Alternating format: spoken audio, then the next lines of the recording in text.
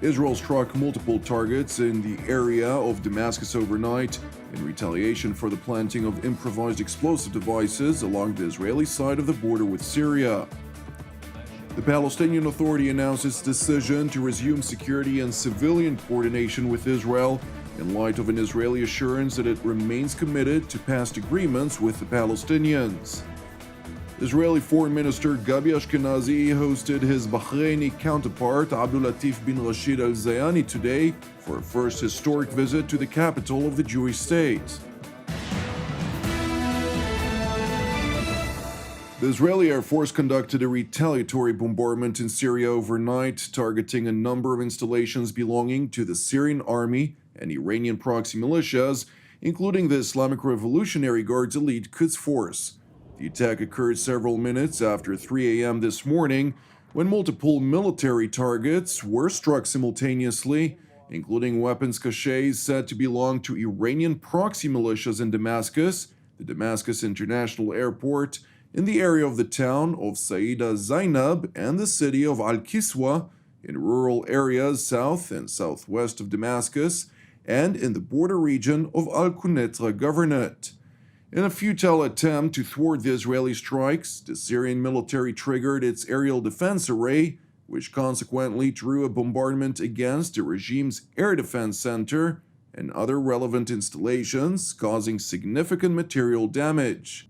According to the IDF spokesperson's unit, during the strike, storage facilities, headquarters, and military compounds were struck. In addition, Syrian surface-to-air missile batteries were also targeted. The Israeli military further highlighted that all of the struck military targets belong to the Iranian Quds Force and the Syrian Armed Forces. According to the London-based Syrian Observatory for Human Rights, 3 Syrian officers and members of the Air Defense Forces, 5 militiamen of Al-Quds Corps believed to be of Iranian nationality, and 2 other militiamen, who are suspected of being either Lebanese or Iraqi, were killed in the Israeli bombardment. It further noted that the death toll is expected to rise further as the attack left several persons injured, some in serious condition.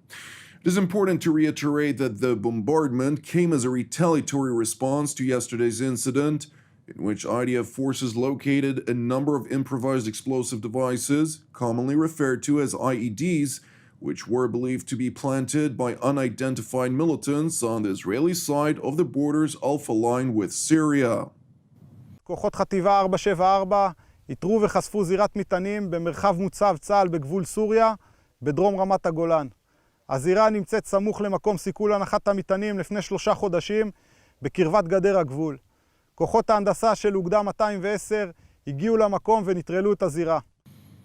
Several hours after the IEDs were defused, Israeli Defense Minister Benny Gantz concluded a tour of Israel's northern border with Lebanon, during which he visited the IDF's Northern Command, where he received a security briefing and a situation assessment by Israel's top military brass.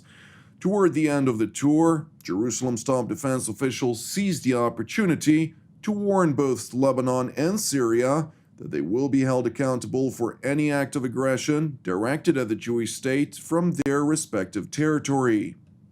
אנחנו ערוכים מזה זמן רב, תמיד, אבל מזה זמן רב, לאפשרות של פיגועים מהצפון. אני ממש משוכנע ביכולות של צה"ל ובנחישות שלנו להגיב בצורה חמורה לכל אירוע שלא יקרה, הן בחזית הלבנונית והן בחזית הסורית. לפני מספר שעות גם התגלה מטען נוסף בגזרת רמת הגולן. סוריה אחראית לנעשה משטחה, כדוגמת המטען הזה, בשטחה, כתוצאה מהברחות האמל"ח, שהם בדרך לחיזבאללה. זה לא יכול להימשך וזה לא יכול לעבור, אנחנו לא יכולים לעבור לסדר היום בעניין הזה. Also addressing the press, Minister Michael Biton, who serves in the Israeli Defense Ministry, highlighted Jerusalem's efforts to bolster the preparedness of the civilian community along the Israeli northern frontier to increase the population's readiness for a possible scenario of a northern invasion.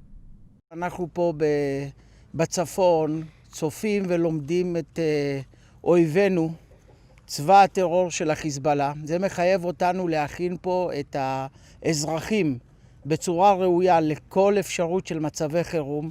לפני כחצי שנה שר הביטחון ואנוכי ביקרנו פה את ראשי הרשויות, ראשי קו העימות. הם הציגו בפנינו אתגרים אזרחיים ביטחוניים, הראשי שבהם מיגון הקילומטר הראשון של הבתים, פרויקט שהיה תקוע 3 שנים בממשלה, שחררנו 100 מיליון ואנחנו נשחרר עוד 100 מיליונים למיגון בתים פרטיים ובתים משותפים בצפון.